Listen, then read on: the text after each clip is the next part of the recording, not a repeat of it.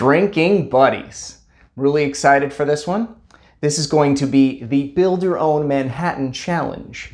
That's right, I was challenged by the Manhattan Project, a little challenge we're bringing around the WhiskeyTube community in sponsorship with the Manhattan Challenge, the Whiskey Nerd, and myself. Links to their channels in the description. Let's get going. I'm your drinking buddy. All right, drinking buddies. So as I said, this is a Build Your Own Manhattan Challenge. I think I can make enough of a twist on a Manhattan that'll really impress your friends and family. You're gonna wanna try this recipe out. But before we get started, I do need to call out a couple channels that I would like to see participate in the challenge. I'd like to call out one cocktail channel and one whiskey channel. So for my cocktail channel, I would like to call out Tim Kirkland from The Spirit of the Cocktail. You're an excellent cocktail smith, and I would like to see your version of the Manhattan.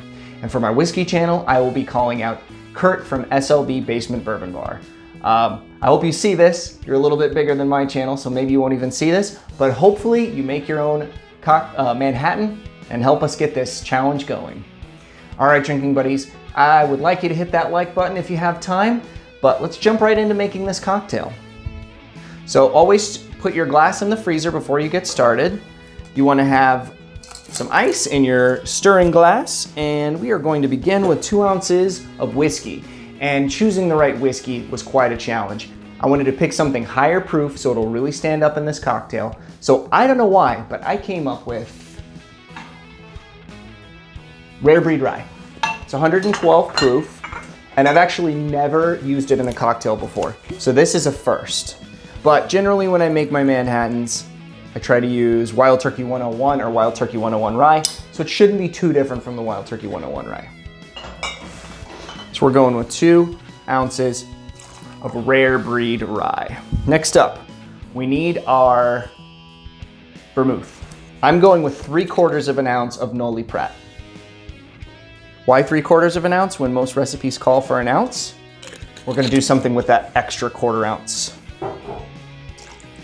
With that extra 1/4 ounce that we have now left out, I'm gonna use some maraschino. So 1/4 ounce of maraschino. Now a lot of people go out and buy a fancy stirring glass. I really like making my cocktails right in the shaker tin. No, I'm not gonna shake this. I'm gonna stir it because it is not a shaken drink. However, having the spout and everything makes it really easy to pour, and it works out really nicely. Next up, we gotta get our bitters in the party. We're gonna go 3 dashes of Ango. All right, drinking buddies, we're gonna give this a stir. All right, drinking buddies, so I got our garnish here, which is a couple maraschino cherries, but I do want to give our glass a little rinse of absinthe. This is that other, oh, I spilled that all over the floor.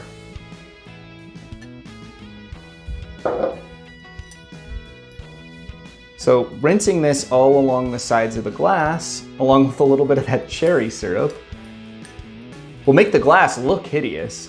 However, it's gonna give us a little bit of that absinthe flavor.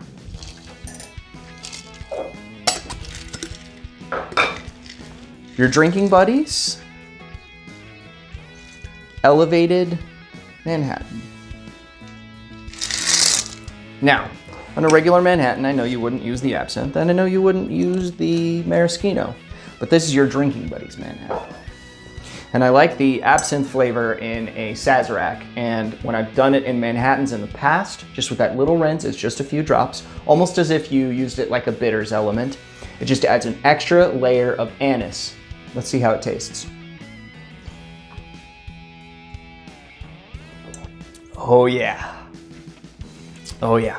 So the proof is so high on this, but it doesn't taste that way. I use that 112.2 proof rye in this, and yet it doesn't taste hot. All those other flavors that we've brought to the party are really helping mellow this thing out. This is a really nice Manhattan. A lot of cherry flavor from our maraschino cherries here.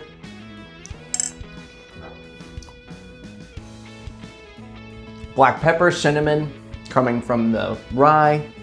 We have vanilla coming from the bitters. We got vanilla coming from the rye, and we got vanilla coming from the vermouth. So this has got a lot of vanilla going on.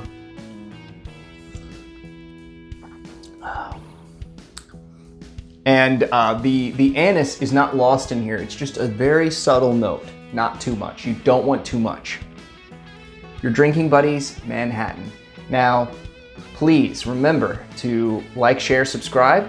And Tim Kirkland, I need to see your video. And SLB Basement Bourbon Bar, I need to see your video too.